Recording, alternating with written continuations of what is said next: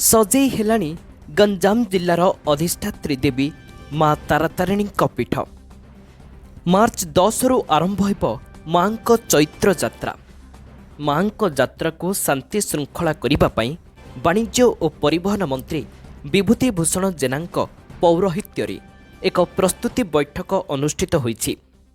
जेहेतु जात्रा समय भक्तों गहली जमी थाए, शांति श्रृंखलार सह माँ दर्शन करिपारिबे सेथिपाई जिला प्रशासन पक्षरु व्यापक व्यवस्था ग्रहण करने को मंत्री परामर्श देइथिले। प्रत्येक वर्ष चैत्र मास मंगलवार को अपेक्षा करता माँ आदिशक्ति माँ तारातारिणी भक्तवृंद समस्त मुंडन हवा मानसिक थाए एवं से मानसिक पूरण हुए मंगलवार दिन। एवं ए वर्ष मध्य सब वर्ष भली ये 10 तारीख 17 तारीख 21 तारीख 31 तारीख 31 लास्ट 31 27 लास्ट चारि पाली मध्य ए वर्ष मध्य भक्त मान समागम माँ चैत्र पर्व हम। गत वर्ष भली चलित वर्ष मध्य आम विभिन्न विषय उपर आलोचना कलु। भक्त मान आसवे शांति श्रृंखला सहित आसवे ऊपर को बस जोगे आसवे से भोजन व्यवस्था से मुंडन व्यवस्था से पानीय जलर व्यवस्था से हेल्थ चिकित्सा क्षेत्र व्यवस्था से पार्किंग व्यवस्था एवं कौन सी विषय लोकंर भक्त मान असुविधा न हो ताकि आलोचना करागला। एवं समस्त विभागीय कर्तृपक्ष मान विभागीय अधिकारी मान उपस्थित थे। मो सहित आज आम विधायक छत्रपुर कृष्ण भाई उपस्थित अच्छा, कृष्ण नायक उपस्थित अच्छा, आम विधायक सोरड़ा नीलमणि विषय अच्छा, कलेक्टर थे कमिटी वृंद थे प्रमोद पंडा आम सेक्रेटरी अच्छा। समस्त आईन श्रृंखला और ट्राफिक समस्या, आलोकीकरण, पानीय जल जोगाण, मुंडन, मोबाइल टॉयलेट व्यवस्था करने, दीप स्टाण्ड करने, पहाड़ उपरकू यातायात लगी अधिक बस नियोजित करने, तोरण, परिमल, अग्निशम निर्वापक, प्राथमिक चिकित्सा और आम्बुलांस व्यवस्था, भजन समारोह और अन्यान्य विषय आलोचना होइथिला। चलित वर्ष चैत्र मासरे 4टी मंगलवार पड़ुथिबारु लक्षाधिक संख्यार भक्तों भीड़ लागिबार संभावना रहिथिबारु उभय जिला प्रशासन और पुलिस प्रशासन सजाग रहिछन्ति। माँ तारातारिणी पवित्र चैत्र यात्रा आसंता 10 तारीख रु आरंभ होगा जाउछि। प्रति मंगलवार चैत्र मासरे एटी भक्त मैंने जी आसवे समस्त जो शांति श्रृंखला सहित जो मैंने आसिकी दर्शन करने सब प्रकार व्यवस्था एंश्योर करा जाउछि। आज मानवर मंत्री एवं मानवर विधायक उपस्थित थे।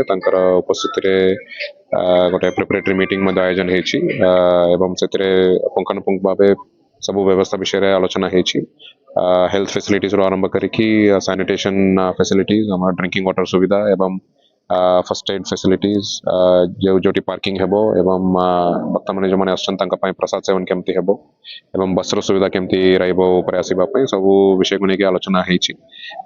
एवं आम माँ पाखे प्रार्थना रखुचु जी भी भक्त मैंने आसुच्चंती समस्त सुरखुर आसिक दर्शन करके जातु एवं आम समस्त को ये सब व्यवस्था परिचालना करने शक्ति दियंतु। एहा व्यतीत मद और निशा कारबार बंद करने, पहाड़ तले विभिन्न स्थान रे बलि पका जाउथिबारु एही बलि प्रथा को संपूर्ण बंद करने और नकली घिओ बिक्री बंद करने लगी आलोचना करा जायछि।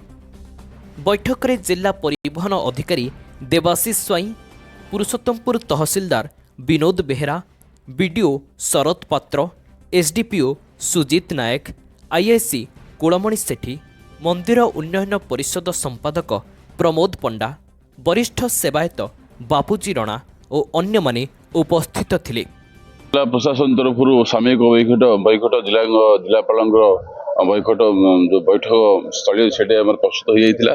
आज पुणी थे तार पुनर्बार विचार कर मान्यवर मंत्री श्रीयुक्त विभूति जेना एवं Chhatrapur ML, Buguda ML, सोरड़ा ML एवं समस्त उपस्थित रही कि भाव में भक्त मान दर्शन एवं छोट छोट शिशु मान मुंडन व्यवस्था कि भाव में ମାନେ ଭଲ ଭାବରେ ହେବ ସେ ଦିଗରେ ସମସ୍ତ ପ୍ରକାର ବିଭାଗୀୟ ଅଧିକାରୀମାନଙ୍କ ସହିତ ଆଲୋଚନା କରିଛନ୍ତି ଏବଂ କିଭଳି ଭାବେ ମା ତାରାତାରିଣୀଙ୍କର ପ୍ରତ୍ୟେକ ନିଯୋଗର ସଭାପତି ଅଛନ୍ତି ସମସ୍ତେ କିଭଳି ଭାବରେ ମାଙ୍କର ଦ୍ୱାରପିଡ଼ା ନୀତି ଠାରୁ ମାଙ୍କର ବଡ଼ ସିଂହାର ପର୍ଯ୍ୟନ୍ତ ସ୍ୱତନ୍ତ୍ର ନୀତି ଯୋଉ ଅଛି ଅନୁଷ୍ଠିତ ହେଉଛି କିଭଳି ଭାବରେ ସୁରୁଖୁରୁ ହବ ସମସ୍ତ ସେବାୟତ ମାନଙ୍କୁ ସେ ଅନୁରୋଧ କରିଛନ୍ତି ସମସ୍ତ ସେବା ନିଯୋଗର ସଭାପତି ମାନଙ୍କୁ ଅନୁରୋଧ କରାଯାଇଛି ଏବଂ ଆଶା କରାଯାଉଛି ଏଇ ଯୋଉ ବର୍ଷ ପ୍ରତ୍ୟେକ ଭକ୍ତ ମାତୃଭୂମି ଭକ୍ତ ମାନଙ୍କର ମଙ୍ଗଳମୟ ହବ ଏବଂ ଭଗବତୀ ମା ତାରାତାରିଣୀ ସମସ୍ତ ଶିଶୁ ମାନଙ୍କର ମଙ୍ଗଳ କରନ୍ତୁ ଏବଂ ଆହୁରି ଗୋଟେ କଥା ତା ଭିତରେ ଆଲୋଚ୍ୟ ବିଷୟ ହେଇଥିଲା ଯେ କିଭଳି ଭାବରେ ଶୁଦ୍ଧ ଘିଅ ପ୍ରୟୋଗ କରିବା ମା ତାରାତାରିଣୀ ମନ୍ଦିରରେ ନିଶ୍ଚିତ ଭାବରେ ଗୋଟେ ବହୁତ ବଡ଼ ପଦକ୍ଷେପ ନିଆଯାଇଛି